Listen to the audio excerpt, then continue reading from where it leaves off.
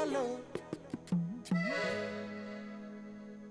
এই খেলাটার মধ্য দিয়া তোমাদের বোঝা পড়াটা আমরা দেখুন, তোমরা কে কারে কতটা চেনো এই এটার প্রমাণ পাওয়া যাইব। এটা তো বুঝলাম দিদিমণি, কিন্তু খেলার নিয়মটা একটু খুলে বলো তো।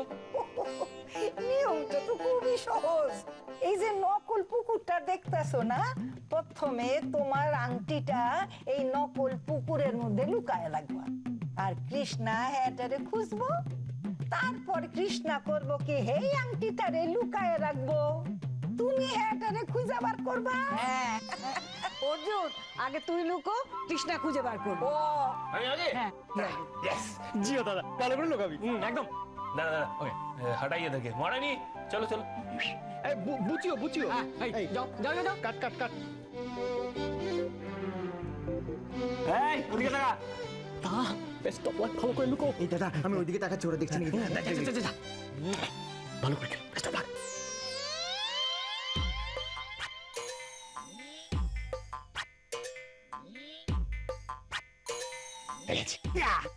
মরানি চলো, এসো এসো, খুঁজে দেখাও দেখি। এই বুঝি। আগে পড়ো, বসো, খুঁজো।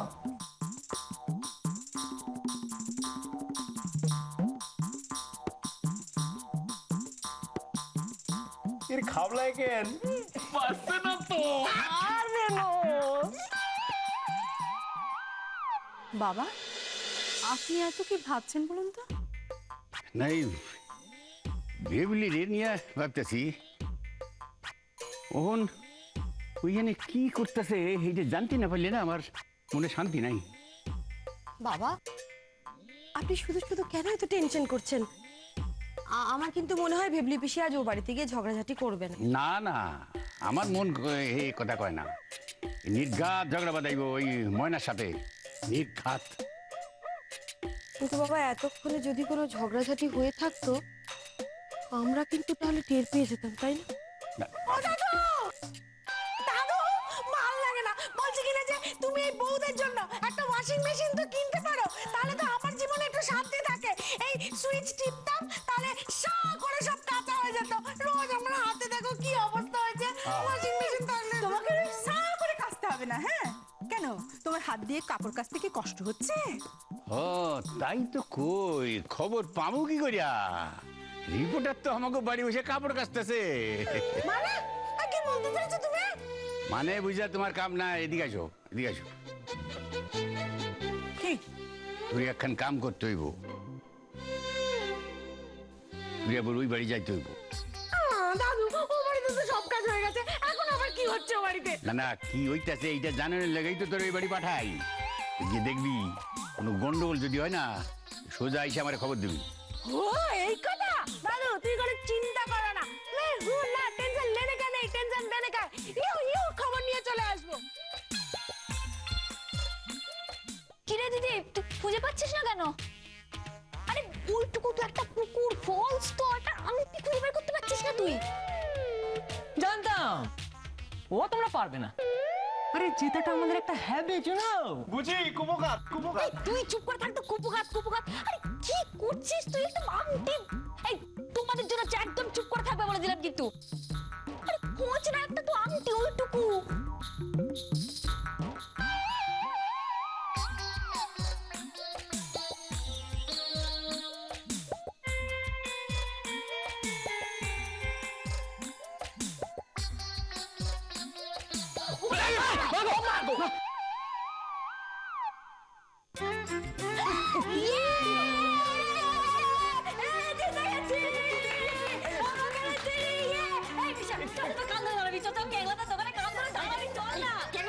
এই শোন না, বুঝি চুপ কর না, এখন খেলা তো বাকি আছে, ও তো খুঁজবে। তুই তো জানো ওখানে নাকটা ধরে একটু বসে থাক। এই নাক নিয়ে কথা হবে না কিন্তু, বললাম মেরে একদম।